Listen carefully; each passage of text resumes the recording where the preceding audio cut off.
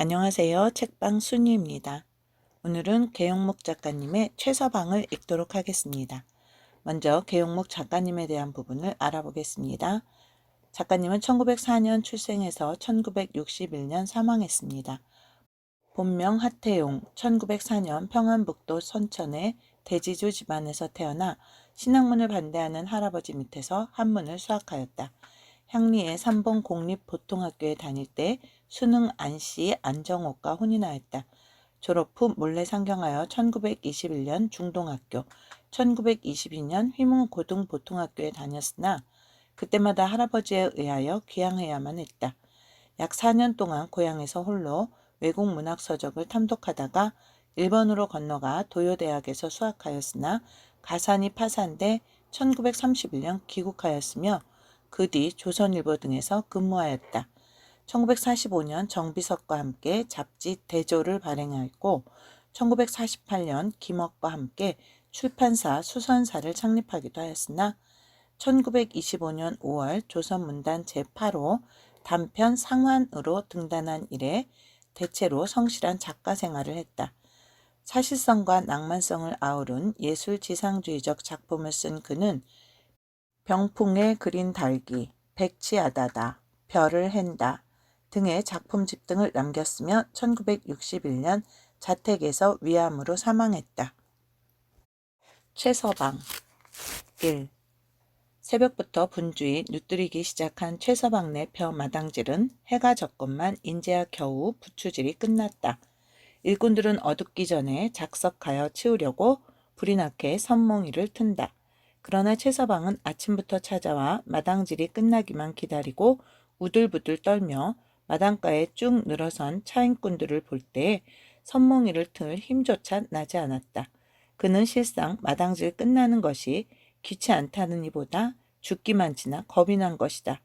그것은 하루에도 몇 번씩 찾아와 호미값이라 약값이라 하고 조르는 것을 벼를 두드려서 준다고 오늘 내일 하고 미뤄오던 것인데 급기야 벼를 두드리다 보니 그들의 빚은 갚기는커녕 송지주의 농채도 다 갚기에 벼 한 알이 남아서지 않을 것 같아 을의 싸움이 일어나리라 예상한 까닭이다. 열섬은 외상 없이 나지? 사랑 툇마루에서 수판을 앞에 놓고 분주히 계산을 치고 앉았던 송지주는 이렇게 물었다. 열섬이 아마 더 나겠지요. 최서방은 열섬이 못 날 줄은 을에 짐작하지만 일부러 이렇게 대답을 했다. 글쎄, 그러고 벼는 충실하지? 지주는 놓았던 사나를 떨어뜨리고 마당으로 내려와 들여놓은 벼를 여물기나 잘하였나 하고 시험삼아 하나를 골라 입안에 넣고 까보았다. 암 충실하고 말고요. 이거야 소문난 벼인데요. 이것은 일꾼 중에 한 사람의 이야기였다. 선몽이 틀기는 끝이 나고 이제는 작석이 시작되었다. 차인꾼들은 제각기 적개책을 꺼내어 든다. 15원이니 섬 반은 주어야겠소. 호미값 차인꾼이 한 섬을 갓 대어 놓은 벼를 가로 깔고 앉으며 이렇게 말을 건넨다. 글쎄 준다는데 왜 이리들 급하게 구워? 최서방은 또 한 섬을 묶어 놓았다. 5원이니 나는 반섬이면 탕감이 되오. 이것은 포목값 차인꾼이 들채는 소리였다. 섬 반이고 반섬이고 글쎄 벼를 팔아서야 돈을 갚아도 갚지 있는 벼가 어디로 도망을 치겠기에 이리들 보채오. 최서방은 우선 이렇게밖에 대답할 수 없었다. 벼잣돈이고 벼값도 빤히 금이 났으니 어서들 갈라주오. 괜히 이 치운데 어둡기나 전에 가게. 약값 차인꾼은 이렇게 말을 붙이고 또 한 섬을 깔고 앉는다. 여보, 그것이 무슨 버릇들이오. 남의 벼를 그렇게 함부로 깔고 앉으니? 그러기 날래들 갈라주어요. 글쎄 팔아서야 준다는데 무얼 갈라달라고 그래요. 그럼 오늘도 안 주겠다는 말이오? 말이? 안 주겠다는 게 아니라 벼를 팔아서 주마 하는데 데워놓은 족족 한 섬씩 덮쳐 깔고 앉으니 어디 체면이 되었단 말이오 그럼.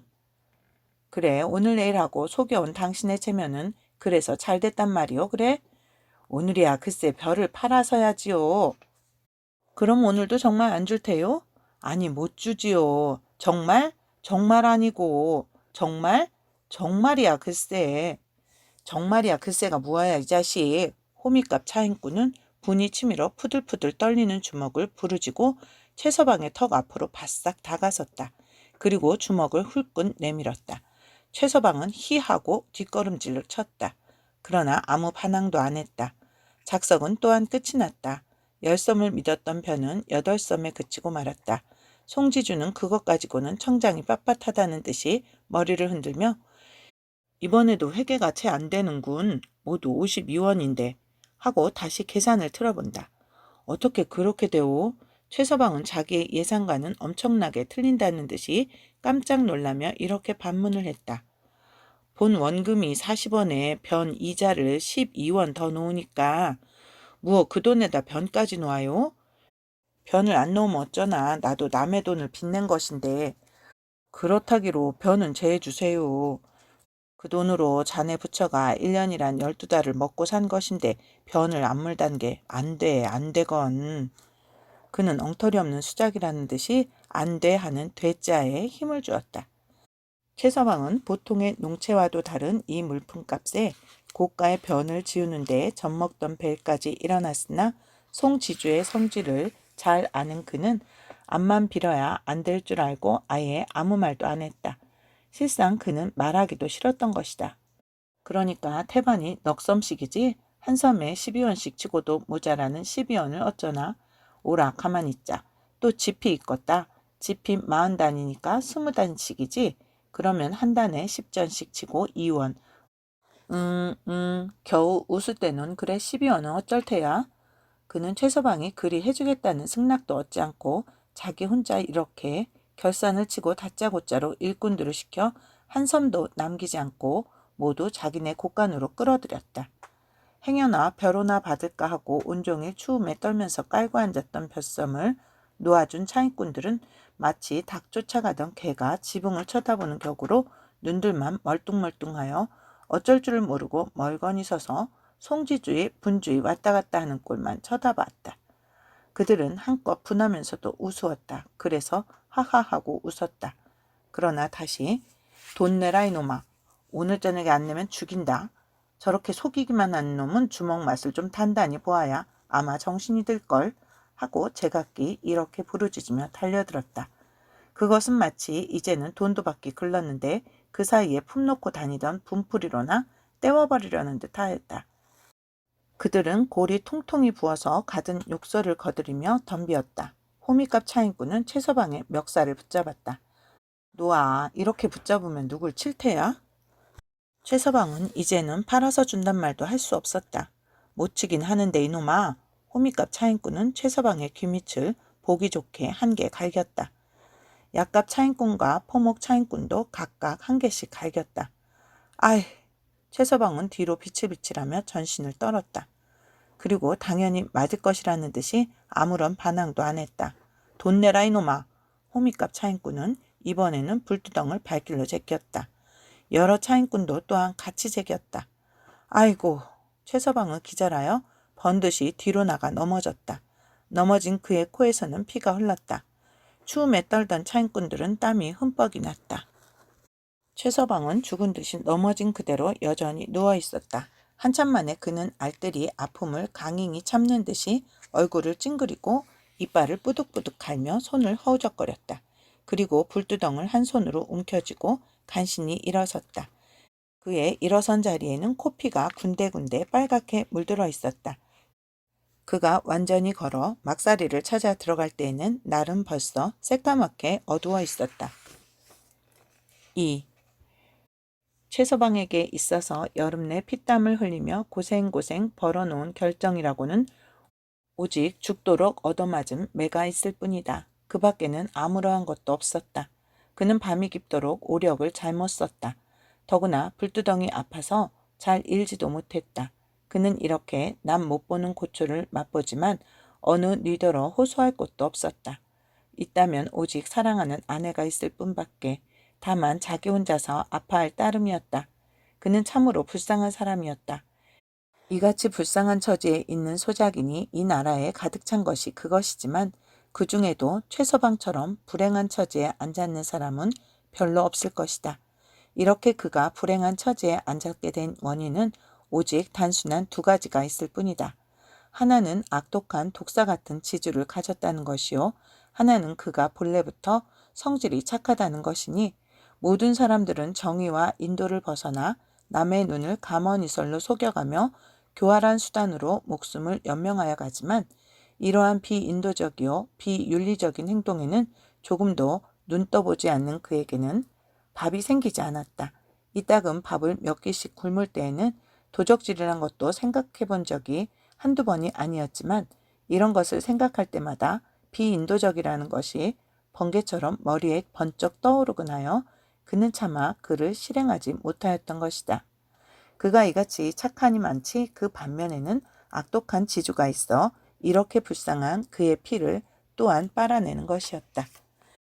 예년은 말고 금년 1년만 하더라도 이 동리 앞벌에 지독한 가뭄이 들어 모두들 변모를 말라 죽이다시피 하였지만 송지주의 자긴치고도 오직 최서방 하나만이 인력으로는 도저히 인수할 수 없는 물을 빚을 얻어가며 펌프를 새내어 물을 한 방울 두 방울 빨아 올리게 하여 변모를 꾸준히 구하여 온 것이었다. 이렇게 그는 오직 살겠다는 생존욕에서 남 아니하는 고생을 하여가며 남 못하는 수학을 하였지만 수학이라는 것을 걸금주었던 송지주의 빚이라는 것이 고가의 이자까지 쓰고 나와 그로 하여금 도리어 가해를 지게 하여 그들이 피땀의 결정은 결국 송지준의 고방으로 들어가게 된 것이었다. 그러고 보니 그는 당장에 먹을 것이 없는 것이라 농사를 지어줄 셈치고 안 쓸 수 없어 사소한 용처를 외상으로 맡아 썼던 것이 일이 이렇게 되고 보니까 차인꾼들한테 매를 얻어맞는 경우에까지 이른 것이었다. 실상 그들의 빚은 송지주의 그것과는 다른 관계로 감사히 절하고 갚아야 될 것이건만 더구나 호미값이란 잊을 수 없는 것이었다. 이 지방 풍속의 을의 소작이니 먹을 것이 없으면 추수를 할 때까지 식량을 지주가 당해주는 법이건만 유독 송지주만은 먼저 당해준 식량에 고가의 이자를 끼워 계산을 틀어가다가 추수에 넘치는 한이 있게 되면 예사로 그때에는 잡아떼고 자긴들은 굶어 죽든지 말든지 그것을 상관하지 않고 다시는 주지 않는 것이었다. 그래서 금년에 최서방은 사흘이라는 기나긴 여름날을 굶다 못하여 이전부터 친분이 있는 그 고을에서 호미장사하는 사람을 찾아가서 그런 사정을 말하였다. 그도 가난을 겪어본 사람이라 지극히 불쌍히 여겨 호미를 두 포대나 맡아준 것이었다. 그래서 최서방네 내외는 줄인 창자를 회복시켜 오늘까지 목숨을 이어온 그러한 호미값이었다. 그런데 그는 오늘 마지막으로 두드린 벼를 지주의 권력에 못 이겨 이 아닌 추운 겨울에 쫓겨날까 두려워 호미값을 미리 끊어주지 못하고 그의 빚에 그만 탕감을 치워버린 것이었다. 3. 최서방은 지금 불김이 기별도 하지 않은 차디찬 냉골에 누워서 발길에 채인 불두덩과 주먹에 맞은 귀밑이 쑤시고 저림도 잊어버리고 불덩이같이 뜨거운 햇빛이 내려쪼이는 들판에서 등을 구워가며 김매는 생각과 오늘 하루의 지난 역사를 머릿속에 그리어본다. 나는 왜 여름 내 피땀을 흘리며 김을 메었노? 그리고 호미값을 왜 미리 못 끊어주었을꼬? 송지주는 왜 그렇게도 몹시도 악할꼬? 나는 왜 그리 약한고? 나는 못난이다. 사람의 자식이 왜 이리 못났을까? 그런데 차인꾼들은 나를 왜 때렸노? 그들은 너무도 과하다. 아니 그런 것이 아니다. 그들도 밥을 얻어먹기 위하여 나와 그렇게 피를 붓게 싸웠던 것이다. 그들은 내가 피땀을 흘리며 여름 내 농사 짓는 것과 조금도 다름없이 그래야만 입에 밥이 들어오기 때문일 것이다. 아니 그들은 농작이 없어 농사도 짓지 못하고 막벌이로 품팔이로 저렇게 남의 돈을 거두어주고 목숨을 붙여가는 그들이 나보다 도리어 불쌍하다. 나는 조금도 그들을 욕할 수 없다. 야속하다 할 수 없다. 그러나 지주네들은 왜 아무러한 노력도 없이 평안히 팔짱 끼고 뜨뜻한 자리에 앉았다가 우리네의 피땀을 온 송이째로 들어먹을까? 암만 해도 고약한 일이다. 금년만 하더라도 우리 부처가 얼음이 간 녹아 차디찬 종아리를 찢어내는 듯한 봄물에 들어서서 논을 갈고 씨를 뿌렸으며 봄볕이 푹푹 내리쬐는 볕을 살을 데워가며 물 푸고 김 매고 가은에 단잠 못 자고 벼베기와 시꺼리지르며 겨우내 추움을 무릅쓰고 굶어가며 마당질을 하였는데 우리는 한 알도 맛보지 못하고 송지준의 곶간에 모조리 들여다 쌓았겄다. 괘씸한 일이다. 그리고 우리 부처가 이렇게 노력을 할 때 송주사는 그는 늘 송지주를 송주사라 부른다. 긴 담뱃대 물고 뒷짐지고 할 일 없이 술 먹고 장기 두고 더우면 그늘을 찾고 추우면 뜨뜻한 아랫목에서 낮잠질이나 하였었다. 이까지 머릿속에 그리어 생각해온 그는 실로 분함을 참지 못하였다. 에이, 그는 자기도 모르게 이렇게 부르짖으며 두 주먹을 불끈 쥐었다. 그리고 부르르 떨었다. 왜 그리우? 산후에 중통을 하고 난 그의 아내는 발치목에서 어린애 젖을 빨리고 있다가 무엇을 생각하고 있는 듯하던 남편이 그같이 아지 못할 소리를 지르고 떠는 주먹을 보고 의아하게도 이렇게 물었다. 남편은 아무런 대답도 없이 여전히 부르진 주먹을 펴지 못하고 떨었다. 한참 만에 그는 입을 열었다. 여보 마누라, 우리는 여름내 무엇을 하였소? 이 소리는 매우 친절하고 측은하고 어성이 고왔다. 무엇을 하다니요? 농사하지 않았어요? 그러면 지은 농사는 왜 없소? 아내는 이 소리에 실로 기가 막혔다. 정신이 아찔하여지고 대답이 나오지 않았다. 저녁 때 남편이 매를 맞던 꼴과 송지주의 벼를 떼어 들어가던 현장이 눈앞에 갑자기 환하게 나타났다. 에이, 그는 또다시 주먹을 부르르 떨었다. 아내는 어쩔 줄 모르고 남편의 곁으로 다가앉으며 눈물을 흘렸다. 울기는 왜 우오? 우리 의논 좀 하자는데. 하고 그는 다시 무엇을 생각하더니 아내를 노려보며 말끝을 이었다. 마누라, 우리는 왜 빚을 졌는지 아시오? 호미와 강냉이 사다 먹지 않았어요? 그런데 우리는 그 호미값을 왜 못 무오? 아내는 기가 막혀 또 말문이 막혔다. 지난 여름에 사흘씩 굶어 떨던 그때의 현상이 또다시 눈앞에 나타났다. 남편도 이렇게 묻고 보니 생각은 새로워 아지 못할 눈물이 눈초리에 맺혔다. 우리가 이리로 이사 온 지 몇 해인지 10년째 아니오?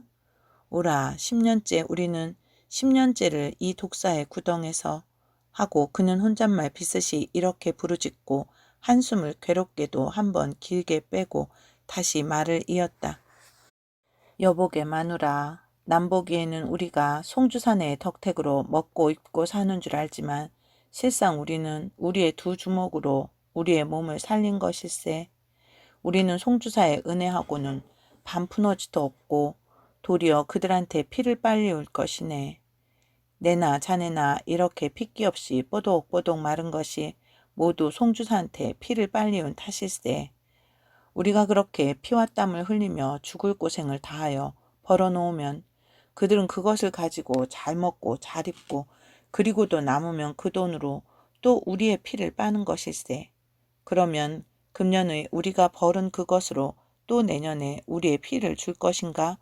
어떻게 생각하면 그런 줄을 빤히 알면서 피를 빨리는 우리가 도리어 우스운 것일세.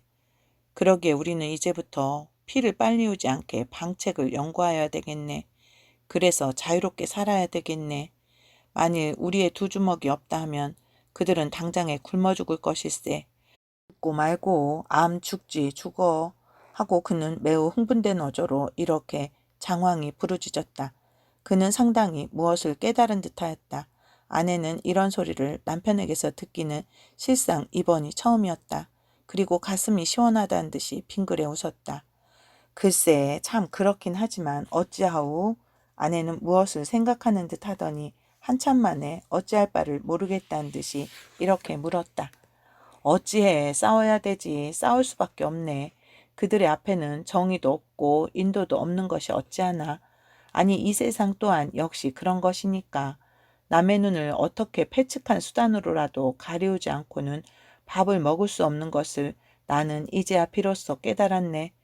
우리는 이제부터 이 모든 더러운 독사 같은 무리와 필사의 힘을 다하여 싸워야 되겠네. 싸워야 돼.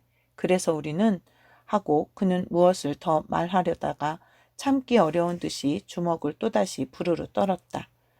글쎄요. 아이 참 내일 아침밥 질 게 없으니 이 일을 또 어찌하오. 아내는 새삼스럽게 잊히지 못하던 아침거리가 머리에 또 떠올랐다. 그러기에 싸우잔 말이야. 헤어진 창틈으로 바람은 싱싱 들어오지만 추운 줄도 모르고 이렇게 그들 내외는 생활고에 쪼들려 닥쳐오는 고통을 서로 하소연하며 장차 어찌 살꼬 하는 앞잡이길에 온 정신을 잃고 깊은 명상 속에서 밤이 새도록 헤매었다. 4. 그 이튿날 아침 일찍이 송지주는 최서방을 불러다 놓고 어제 저녁 벼에 탕감이 채 되지 못한 나머지 10원을 들채기 시작했다. 어젯밤 밤새도록 한잠도 자지 못한 최서방의 눈은 쏜 죽처럼 풀어지고 눈아랜 발갛게 핏줄이 거미줄처럼 서리어 있었다. 자네 농사는 참 금년에 장하게 되었네. 농사는 그렇게 근농으로 하지 않으면 이즘 전다 벗기도 힘드는 세상일세. 참 자네 농사엔 귀신이야. 그렇게 그래도 근 100원 돈을 이탁대탁 청당했지 될 말인가 하고 송지주는 점잔을 빼고 최서방을 추어 하늘로 올려보내며 다시 그런데 어제 52원에서 42원은 규정이 된 모양이나 이제 나머지 10원은 어쩔 셈인가 조속히 그것도 해물고 새나 쇠야지. 최서방은 없는 돈을 갚겠다지도 또한 안 갚겠다지도 어떻게 대답을 하여야 좋을지 몰라 한참을 주저주저 하다가 금년엔 물 수 없습니다. 그대로 지워주십시오. 하고 그는 낯을 들지 못했다. 물 수 없으면 어쩐단 말이야? 그럼 없는 돈을 어찌합니까? 물지도 못할 걸 쓰기는 그럼 왜 그렇게 썼어? 응? 그 돈 껐기에 주사님네 농사를 지어바치지 않았습니까? 이놈 나를 거저 지어바친 것 같구나. 바로 온 천하의 말버릇 같으니 에이 놈. 그는 기다란 닷새를 최서방의 턱 앞에 훌근 내밀었다. 아니 그럼 아시는 바 한 말도 없는 별을 무엇으로 돈을 장만해 내라십니까? 이놈 그럼 없다고 안 물테야? 응? 이놈아 내가 너희들은 그래도 불쌍한 것이라고 특별히 먹여 살렸건만 에이 이 은혜도 모르는 놈 이놈 썩나가 전답도 모조리 다 냈고 이 도야지 같은 놈 아직도 밥을 굶어보지도 못하였던 거로구나 하고 그는 누구를 잡아삼킬 듯이 벌건 눈을 흘금거리며 뎃새로 최서방의 턱을 받쳤다. 최서방은 이렇게 여지없는 욕설을 들을 때에 아니 턱을 뎃새로 받치울 때 단박 달려들어 뎃새를 부러치고 대항도 하고 싶었으나 그는 약하였다. 그리고 머리끝까지 치밀어 오르는 분이 진정할 수 없이 가슴을 뛰게 하였지만 또한 그는 말을 못하였다. 나오려는 말은 입안에서 돌돌 굴다 사라지고 말 뿐이었다. 최서방이 집으로 나간 뒤끝에 송지주는 곧 멈들을 불러가지고 막사리로 쫓아나와서 약간한 가장으로 10원을 또한 탕감치려 하였다. 우선 그는 멈들을 시켜 김장을 하여 넣은 독과 부엌에 걸은 솥을 뽑아내왔다. 이때 최서방은 더 참을 수 없었다. 여러 해를 두고 곰기고 곰겨오던 분은 일시에 탁 터져 나왔다. 마치 병에 물이 쿨럭쿨럭 거꾸로 솟듯이. 이놈! 최서방은 두 주먹을 부르짖었다. 그리고 입술을 푸들푸들 떨며 송지주와 마주섰다. 이놈이라니, 야 이 무지한 버릇없는 놈아. 송지주는 어쩔 줄을 모르고 몽둥이를 찾아 사방을 살피며 덤볐다. 실상 그는 나이 50에 이놈이라는 소리를 듣기는 이번이 처음이라 젖먹던 베일까지 일어나 섰던 것도 그리 무리는 아니었다. 이 독사 같은 사람의 피를 빠는 하고 최서방은 허청 기둥에 세웠던 도끼를 들어 솥과 독을 단번에 부쉈다. 찌르땡 하고 깨어져 사방으로 달아나는 소리는 마치 폭발이나 터지듯이 요란하였다. 독을 깨깨깨 깨치면 이 20원은 이놈아 이 내 피는 그들의 형세는 매우 험악하였다. 최서방은 앞에 들어오는 것이든 무엇이든지 모조리 때려 부술 듯이 주먹과 다리는 경련적으로 와들와들 떨렸다. 이런 광경을 멀거니 보고 있던 그 아내는 세간의 전부인 독과 솥이 깨어져 없어지는 아까움보다 승리가 기쁘다는 듯이 빙그레 웃었다. 송지주는 멈들의 손에 이끌려 못 이기는 체하고 끄는 대로 끌려 들어갔다. 멈들에게 독과 솥을 지워가지고 들어가려 가지고 나왔던 지게는 멈들의 등에서 달랑공 달랑공 비인 대로 쫓아 들어갔다. 오, 겨울은 가고 봄이 왔다. 어느 일기 좋은 따뜻한 날 석양에 무슨 차표를 손에다 각각 한 장씩 쥔 최서방 내외의 그림자는 S정거장 3등 대합실 한 구석에 나타났다. 그들의 영양 부족을 말하는 수척한 얼굴은 몹시도 헬끔한 것이 마치 꿈속에서 보는 요물을 연상케 하였다. 더구나 그 아내의 등에 업힌 겨우 2살밖에 안 되는 어린애는 추움에 시달렸음인지 한 줌도 못 내리만치 배와 등이 거의 맞붙다시피 쪼그린 데다가 바지 저고리도 걸치지 못하고 알몸대로 엎혀서 빼악빼악하고 울며 떠는 꼴이란 차마 볼 수 없었다. 그들은 송지주와 싸운 그 자리로 그 막사리를 떠나 끼니를 굶어가며 혹은 방앗간에서 그도 없으면 한 길에서 밤새워가며 정처 없이 일자리를 찾아 돌아다니다가 어떤 자그마한 도해지에서 최서방은 삭진과 품팔이로 아내는 삭바느질과 삭발레로 간신간신히 차비를 장만하였던 것이다. 그들이 그 막사리를 떠날 때의 본래의 목적은 어떻게 죽물로라도 두 내외의 배를 채울 수만 있으면 내 고국은 떠나지 않으리라 생각하였건만 그것조차 여의치 못하여 최후의 수단으로 마침내 서간도 길을 단행한 것이었다. 그의 내외는 차 시간이 차차 가까워와 몇 분 격하지 않은 앞에 잔뼈가 굵은 이 땅, 같은 피가 넘쳐 끓는 동포가 엉킨 이 땅을 떠나 산설고 물설은 이역의 타국에 고생할 것을 생각할 때 실로 사무쳐 오르는 눈물을 금할 수 없었다. 기차가 도착되자 플랫폼으로 앞서거니 뒤서거니 엉기엉기 걸어나가는 사람들 틈에는 그들 내외도 섞여 있었다.